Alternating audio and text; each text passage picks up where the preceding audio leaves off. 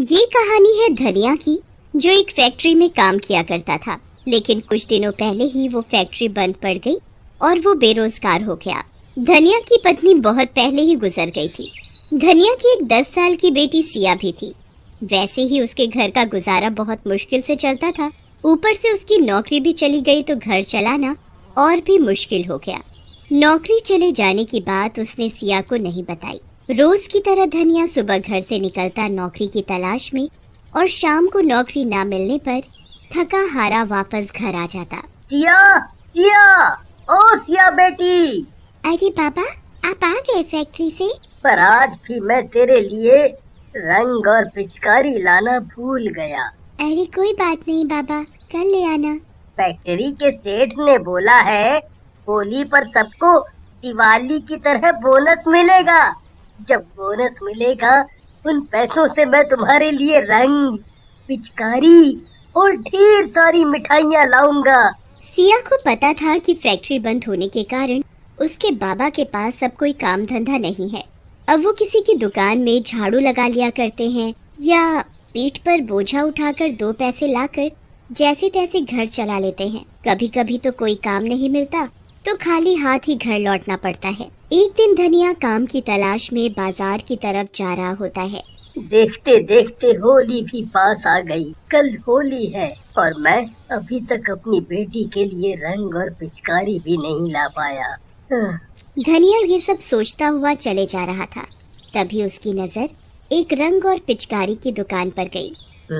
इस दुकान में मुझे जरूर कोई न कोई काम मिल जाएगा, तो मालिक के पैसों के बदले में अपनी बेटी के लिए रंग और पिचकारी मांग लूंगा। मालिक, कोई काम मिलेगा?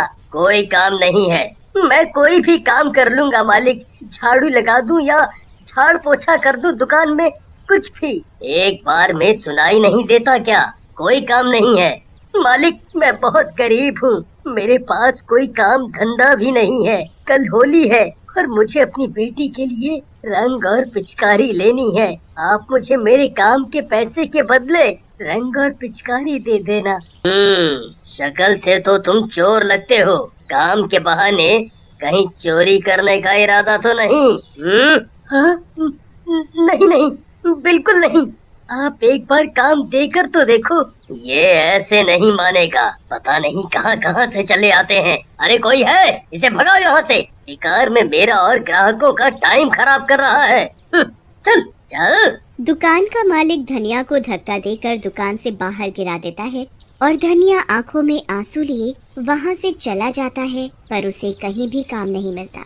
जेब में पैसे नहीं है, घर में राशन खत्म होने को आया, अब कैसे घर चलेगा? मैं तो भूखा भी रह लूं, पर बेटी को मैं भूखा नहीं रख सकता।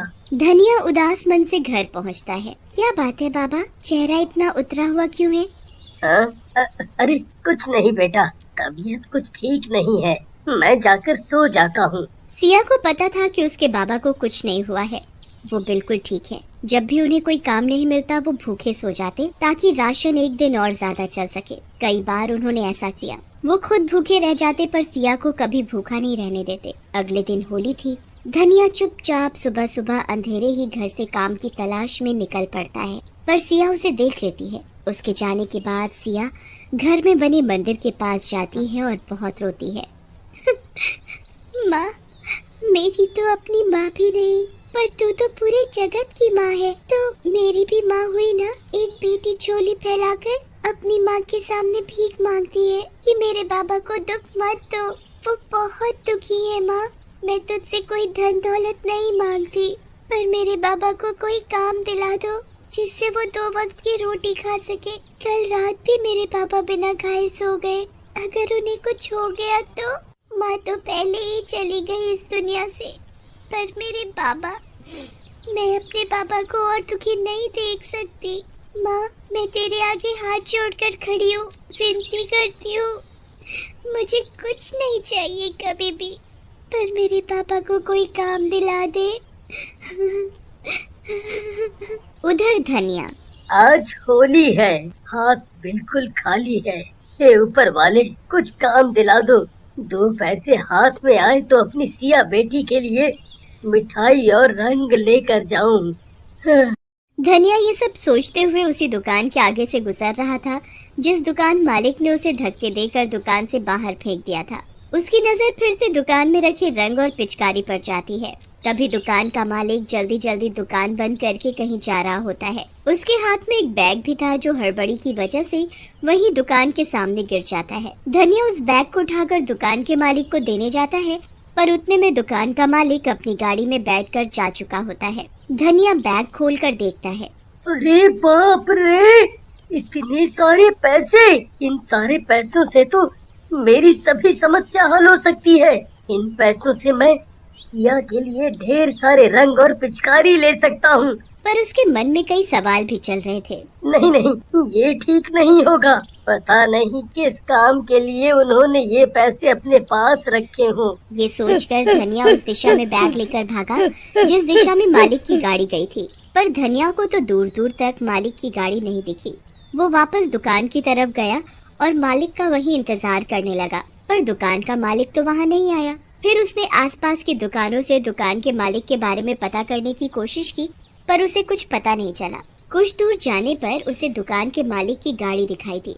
अरे, ये तो दुकान के मालिक की गाड़ी है। चलो, मेरी मुसीबत तो दूर हुई। ये बैग उन्हें वापस करके बोझ हल्का करूं।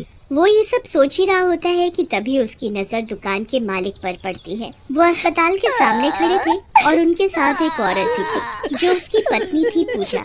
वो दोनों ही बहुत रो रहे थे। धनिया भागता हुआ उन दोनों के पास पहुंचा।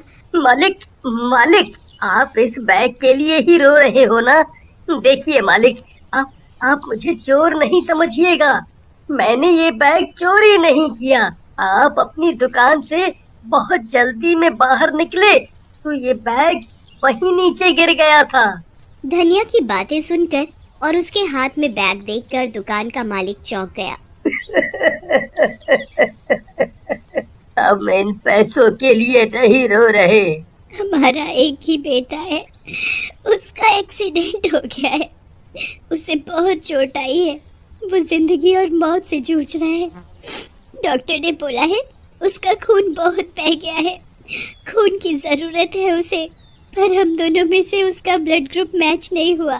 एक आदमी बड़ी मुश्किल से खून देने को राजी तो हुआ, पर बदले में उसने बहुत सारे रुपए मांगे। ये रुपए उसी को देने के लिए थे, पर अस्पताल पहुंचकर मैंने देखा कि रुपयों से भरा बैग जो मेरे हाथों में नहीं था, बिना पैसों के वो आदमी खून देने को तैयार नहीं हुआ और यहाँ से चला गया।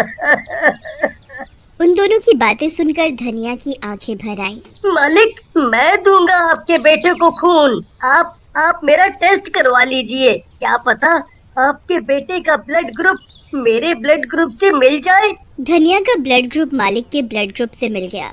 उसने मालिक के बेटे को ब्लड दिया और मालिक के बेटे की तबीयत में सुधार आने लगा। तुमने मेरे बेटे की जान बचाई। तुम्हारा एहसान मैं जिंदगी भर नहीं भूल सकता, ना ही इसकी कोई कीमत दे सकता हूँ। फिर भी इस बैग में जो भी रुपए हैं वो सब तुम्हारे हैं। ये आप क्या कह रहे हैं मालिक? जान बचाने वाला तो ऊपर वाला है, मैं नहीं। मुझे ये पैसे नहीं चाहिए।